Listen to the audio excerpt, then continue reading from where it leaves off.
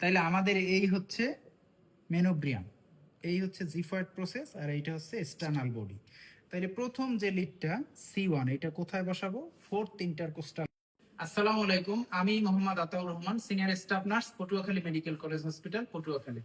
আজকে আমরা কথা বলবো যে একটা ইসিজি প্রপারলি কিভাবে করে, এখানে কোন লিড কোন জায়গায় বসানো হয়, আমরা বুকের 6টা লিড কোন জায়গায় বসাবো, লিম্বের 4টা লিড কোন লিম্বে কোনটা বসাবো, এবং এই যে 6 4 10টা লিড বসিয়ে কিভাবে 12 লিড ইসিজি করা হয়, এটা সম্পর্কে আজকে আমরা ব্যাখ্যা করবো, যাতে তোমরা পরবর্তীতে একটা পেশেন্টকে সুন্দরভাবে একটা প্রপার ইসিজি করতে পারো। তাহলে প্রথমেই আমরা এই যে আমাদের চেস্টে যে 6টা লিড আছে, মানে এটা ইসিজি গ্রাফটে তৈরি হয় V1 V2 V3 V4 V5 V6, কিন্তু এখানে এই প্রত্যেকটা চ্যানেলে দেয়া আছে C1 C2 C3 C4 C5 C6। আর ইসিজি তো মানে সবাই বোঝো যে ইলেকট্রোকার্ডিওগ্রাম, এটা দিয়ে যে হার্টের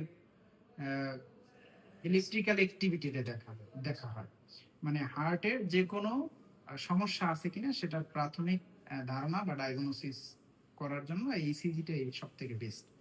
তাহলে আমাদের এই চেস্টের হার্ট থাকে লেফট সাইডে, আমরা এই লেফট সাইডে চেস্ট লিড গুলো বসাবো। তাইলে আমাদের এই হচ্ছে মেনোব্রিয়াম, এই হচ্ছে জিফয়েড প্রসেস, আর এইটা হচ্ছে এক্সটার্নাল বডি। তাইলে প্রথম যে লিডটা C1, এটা কোথায় বসাবো? Fourth intercostal space, right external border. তাহলে ফোর্থ ইন্টারকোস্টাল স্পেস এই হচ্ছে first intercostal space, second intercostal space, third, এই ফোর্থ ইন্টারকোস্টাল স্পেসে আমরা বসাবো C1। তাইলে C1 fourth intercostal space, right external border.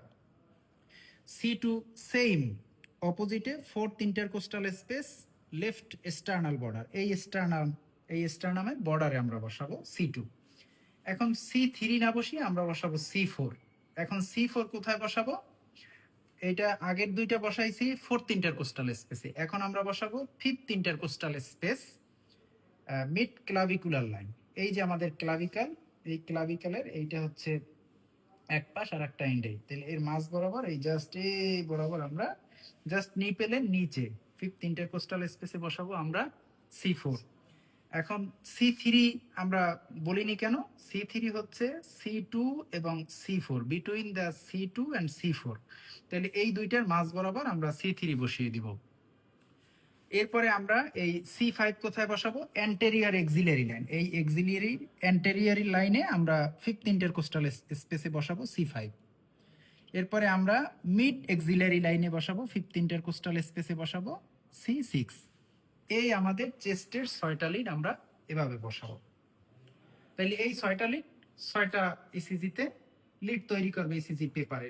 এখন আসি আমরা লিম লিড কিভাবে বসাবো। এই যে আমাদের 4টা, অনেকে বলে যে মানে কালো, হলুদ আর সবুজ, মানে কালো হাঁস, এভাবে দরকার নাই। এখানে এই লিম লিডেও বসানো থাকি যে এই যেমন এইটা এন লেখা আছে, এন লেখা মানে নিউট্রাল, আর এইটা হইছে LL মানে লেফট লেগ বা ফুটে বসানো, এইটা হইছে এই লেফট আর্ম, আর এইটা রাইট আর্ম, এভাবে লেখা থাকে। অনেকে আবার এইরকম স্টিকার মাইরাও রাখে, আবার এই সূত্র অনুযায়ী, অনেক সময় সূত্র অনুযায়ী নাও হতে পারে, এই জন্য আমরা ম্যানুয়াল দেখে নিব।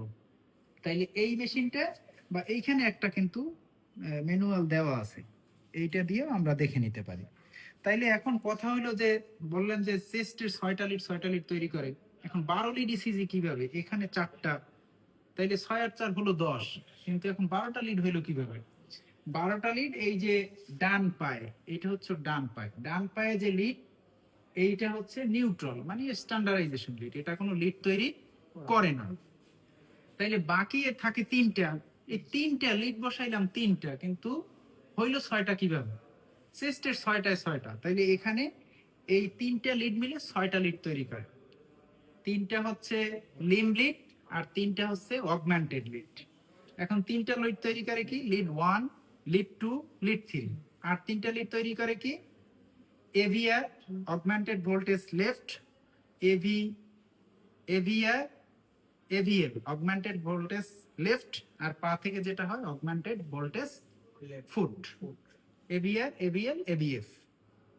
এই টোটাল আমাদের 12টা লিড। তাহলে চেস্টের 6টা V থেকে 6 পর্যন্ত, আর লিম্বে হয়েছে 1 2 3, আর 3টা হয়েছে অগমেন্টেড লিড।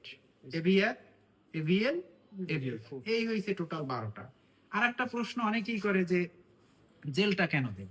জেলটা দেয় যে এটা একটু স্কিনটা ড্রাই থাকে, এখানে জেলটা দিলে ইলেকট্রিক্যাল মানে কানেক্টিং অ্যাক্টিভিটিটা একটু ভালো, বিদ্যুৎ সব মানে চলাচল করতে ভালো হয়, এই জন্য লিডটা দেওয়া। আর স্কিনে একটু মানে রেডনেস হয়ে যায়, স্কিনটাও ভালো থাকে, এই দুইটা কারণে এই জেল দেওয়া হয়।